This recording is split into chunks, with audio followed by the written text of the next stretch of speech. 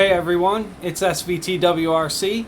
Today we're going to be looking at one of these ever popular unbranded or branded dual port blow-off valve bypass valve 50/50 hybrid things. We're going to disassemble the valve and take a quick look at some of the functions. We're going to install this valve on Mr. T here, and he pities the fool who watches this video.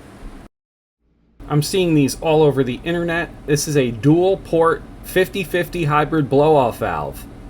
TurboSmart is the company that makes them, but this isn't branded with anyone's company, so it looks like it's a blemished item where the cap maybe have some blemishes on it or whatnot, but it works mechanically 100%. I'm not worried about a few scratches on the bypass valve, and it's not a show car. Now, if you're just after that sound, you might be able to get yourself a Cobb SF intake and hear the bypass valve stock right through the intake. The stock bypass valve does a great job of recirculating the air, but may not hold boost upwards of 20 psi. Aftermarket valves can hold a significant amount more than stock boost, so having it for that is a viable reason. But let's face it, we're not here for a long time, we're here for a good time, so VTA away. I'm going to show you some tips and tricks on how to install this thing and set it up. Let's do it. Install and removal is super easy. There is a pressure clamp on here from the factory. This is your boost reference hose. This is going to send boost into the cap and regulate the pressure. That's how the blow-off valve doesn't open up during boost situations. So that's going to be a little pressure clamp. I put a worm clamp on because it's better. You're going to have two 12 millimeters. You're going to take those off. You're going to have a gasket behind there, so watch out for the gasket. And then lastly, for this dump port here that goes back into the intake, this is what sends the air back in through. This is why you recirculate everything and don't blow it off because of a mass air filter car. These are pressure clamps, but I put a 8 millimeter worm drive clamp on here because it's better. It's just better for me.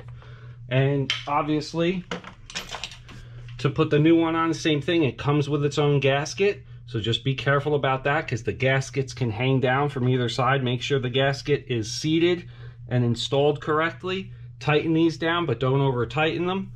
They can strip very easy. These two bolts here, you're gonna have to take the old unit and carefully, if you've got a vise, it's going to make it even better for you.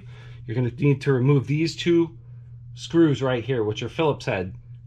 They may be the Japanese Phillips heads, I'm not sure, but they will come off with a good American Phillips head that fits that correctly. And you're just going to simply remove this piece.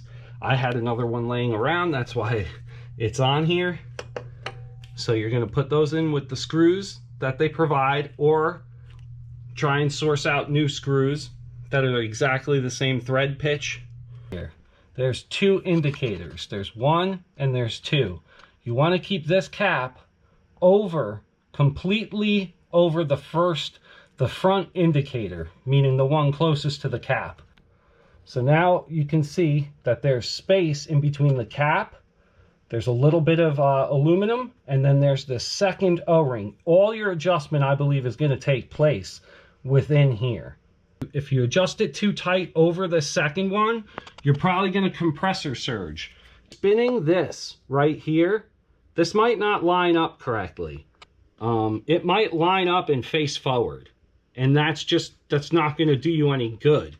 So what I did was I put a whole bunch. I don't know if you can see in there, but I literally coated all of the threads in semi-permanent thread lock. You can also use a really good thread sealant. Make sure these are tight right here. These are the ones that hold on to here.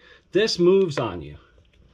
No one else has said this in any of the videos, because this, even when it's fully tightened, even when it's tightened onto these here, these blue little clamps that sandwich this together, it's going to move, and that gives you adjustment. That gives you extra adjustment here to mess with the dump valve, because The dump valve, like I said, you're probably not going to get it perfect, and you don't want it to leak. So that's what I did there.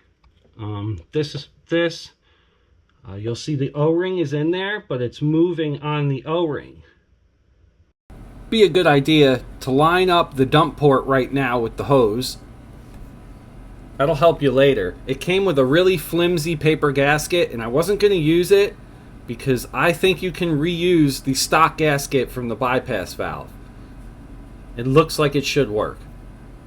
Just a reminder that any modification to your car is a risk, especially if you're doing it yourself. Just know what you're doing, take your time, do your research, read your instructions. You're gonna need, yeah, see? Mine's like literally getting stuck on those O-rings. You can see the two lines on the piston already where it's seizing on those O-rings. Now that helps it not leak, but it's also causing an issue. If the piston can't, you know, properly glide up and down, and it's seizing on the low boost stuff, that's a problem right there. Yeah, man, that thing is tight in there. The theory behind this 50/50 valve is that the dump port, the lower port, opens first, and then the vent to atmosphere port has a little lip, so that'll open second. They say not to use oil or grease. You want to use a good hydraulic oil to lubricate the piston and the bore. It's properly lubricated now. It was bone dry before, and it was yeah, I'm telling you, it was seizing this. That's how you want that to slide. There we go. That's it. And you just take this cap, put it on, and push it until you get it on there and start threading it. It'll catch the threads. Super important not to over torque these 12 millimeters that hold the blow off valve or bypass valve, whatever you're doing with it. If you strip these out, which are very easy on the soft intercooler, you're going to have to buy those Healy coils or thread repair system, some type of thread repair system. Drill it out, put in the insert, and then you can use this bolt again. It's actually really neat, and they're actually way stronger than anything aluminum's going to hold. So because the dump port might not be closed all the way,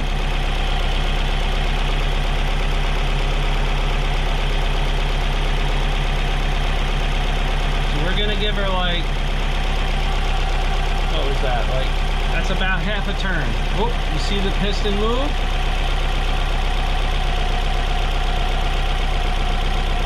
See it move as I tighten it? It should be closing itself.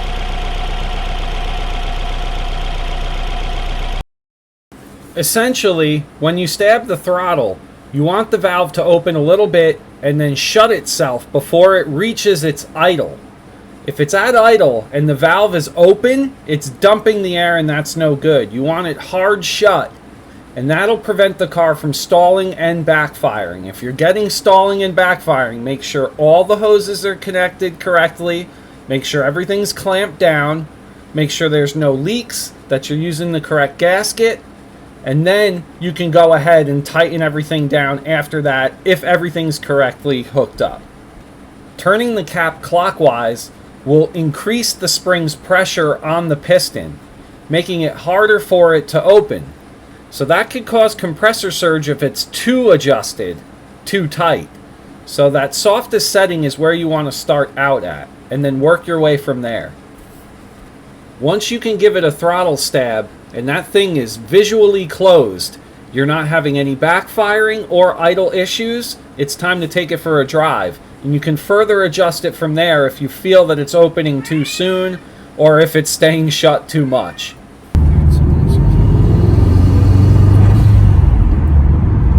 So if you create a little more boost,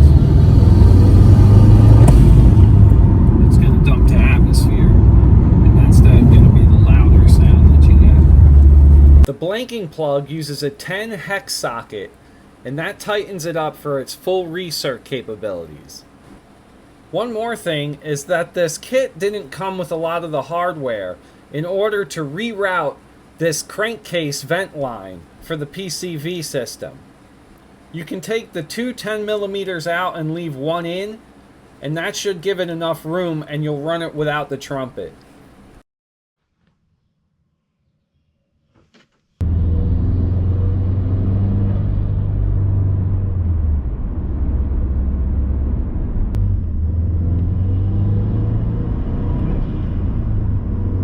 As you can hear, it's just blowing the air off. The 50/50 vent to atmosphere and dump is going to be your loudest sound, but it's also going to come with the biggest risk. Meaning in between shifts you may get a rich condition, but only for that second in between the shift, and you're not on the throttle, so it shouldn't be an issue. I'm going to keep it full recirc, and when I want to have fun I'll take the insert out. But that's it for now. Hope everyone has enjoyed this and got some info out of it. Let me know in the comments what you think. Take care everyone. Bye bye.